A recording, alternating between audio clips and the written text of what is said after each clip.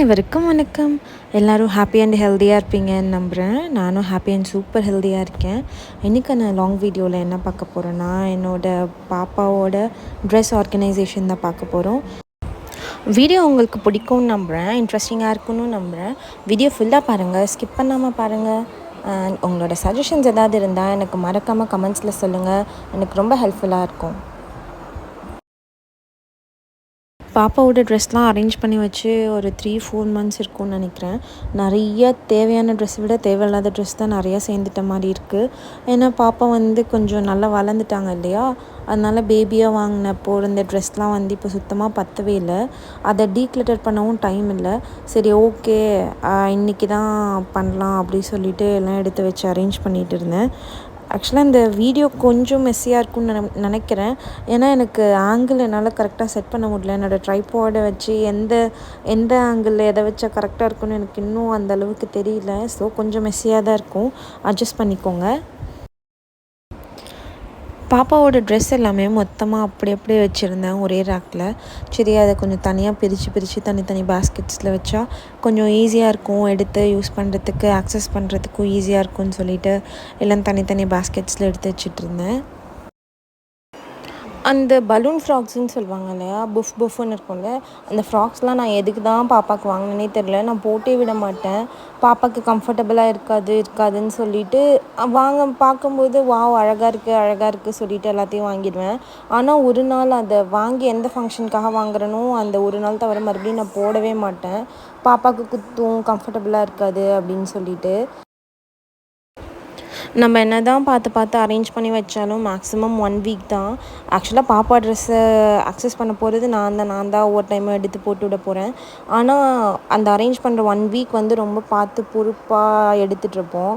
அப்புறம் 1 வீக் மேலே ஆகிடுச்சுன்னா அப்படியே கண்ணா பின்னான்னு ட்ரெஸ்ஸை இழுக்கிறது, அப்படியே தூக்கி போடுறது, அந்த மாதிரி ஆகிடும்.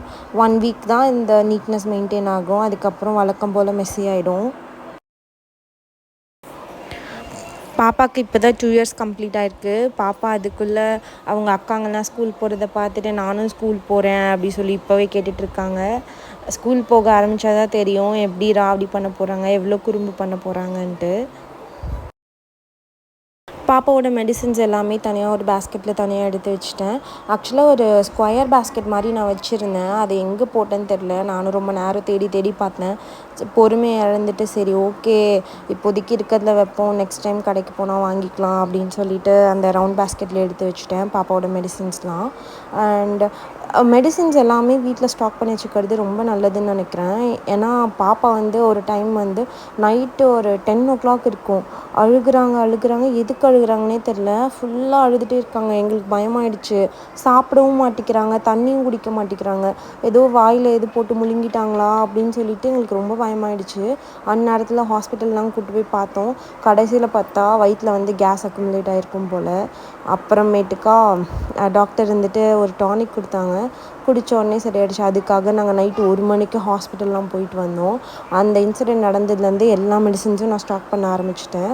அண்ட் இன்னும் நிறையா டாக்டர்ஸ் சொல்லுவாங்க, இப்போது நம்ம பாப்பாவுக்கு யூஸ் பண்ணுற மெடிசன் ஓப்பன் பண்ணிட்டோன்னா மேக்ஸிமம் 1 or 2 months தான் யூஸ் பண்ணணும், அதுக்கு மேலே யூஸ் பண்ணக்கூடாதுன்னு சொல்லுவாங்க.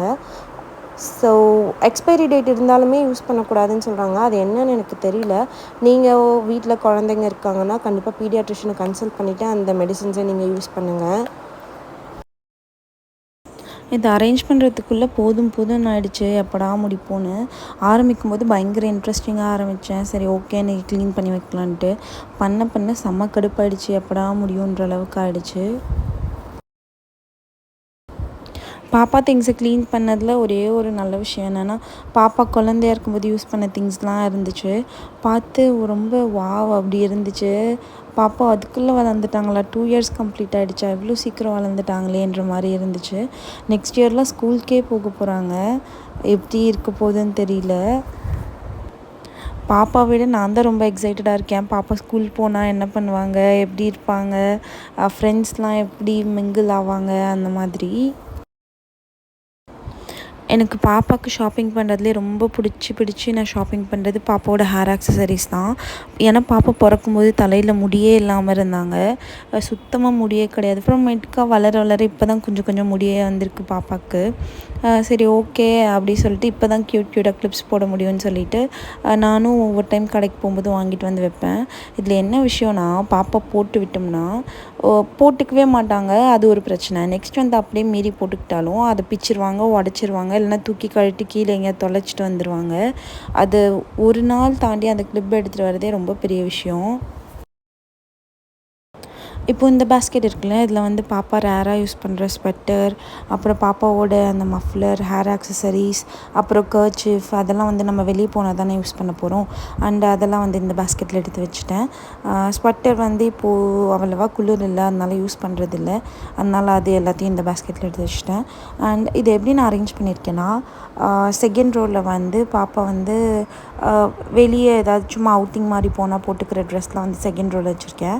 அண்ட் அந்த லாஸ்ட் ரோவில் வந்து பாப்பாவோட பலூன் ட்ரெஸ் இருக்கு இல்லையா, அந்த பஃபன் இருக்கும்ல அந்த மாதிரி ட்ரெஸ்ஸஸ்லாம் வந்து அந்த லாஸ்ட் ரோவில் வச்சுருக்கேன். ஃபஸ்ட் ரோவில் வந்து பாப்பா டெய்லி வீட்டுக்கு யூஸ் பண்ணுவாங்க இல்லையா, அந்த மாதிரி ரஃப் யூஸ் ட்ரெஸ் வச்சுருக்கேன். பாப்பாவோட மெடிசன், அப்புறம் மேக்கப் கிட், அப்புறம் செகண்ட் ரோவில் வந்து பாப்பாவோட ட்ரௌசர்ஸ், பேண்ட்ஸ் அண்ட் அப்புறம் மெடிசன்ஸ் எல்லாமே வச்சுருக்கேன். இப்படி தான் ஃபைனலாக அரேஞ்ச் பண்ணி வச்சுருந்தேன். நியர்லி 2 hours ஆச்சு எனக்கு இதை ஃபுல்லாக அரேஞ்ச் பண்ணி முடிக்கிறதுக்கு. வீடியோ உங்களுக்கு கண்டிப்பாக பிடிச்சிருக்குன்னு நம்புகிறேன். Thank you for your love and support. Bye.